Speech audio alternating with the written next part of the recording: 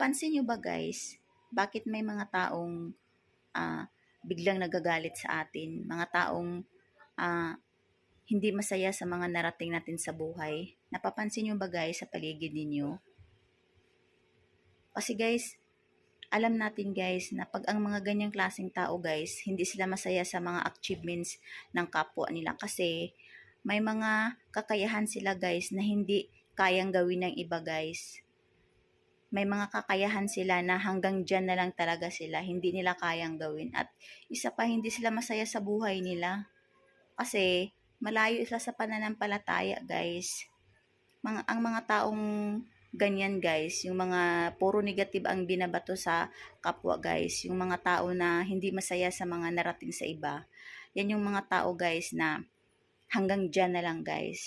Kaya sila hindi nagiging masaya guys kasi puro inggit at galit yung nanaig sa puso nila. Alam mo yung wala kang ginagawang masama, alam mo yung ginagawa mo lang yung best mo para makamit mo yung mga pangarap mo. Nagpakatotoo ka sa sarili mo, hindi ka plastic at kung ano ka talaga, yun ang pinakita mo sa tao guys. Nasa tao yan guys kung tatanggapin ka nila o kakaibiganin ka nila kung ganyan ka. Kasi alam mo guys, ang mga taong totoo guys, kunti lang talaga ang kaibigan yan. Iilan lang. Pero ang mga taong plastic guys, mga taong mapagkunwari, sobrang daming kaibigan guys. Siguro buong barangay o buong kapitbahay mo. Pero pag totoo kang tao, ako, lahat ng mga kaibigan mo o mga kapitbahay mo guys, hindi yan masaya sa mga achievements mo o mga kakilala mo, hindi yan masaya sa mga narating mo. Katulad ngayon guys, kay Kulit, o di ba?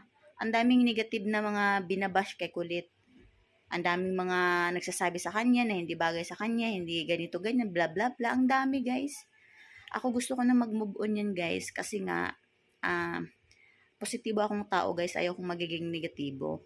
Pero syempre guys, tao lang din tayo, nasasaktan. Kaya ang pinapayo ko na lang kay Kulit, na wag na lang niyang pansinin yung mga taong nang baba sa kanya, kundi nasa kanya kung paano nadalhin yung mga tao. Aasarin ba niya?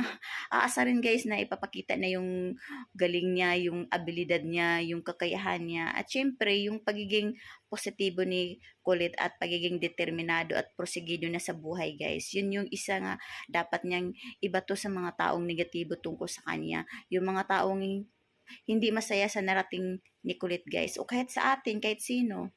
Yan yung mga tao guys na mga malungkot sa buhay, hindi masaya sa buhay guys.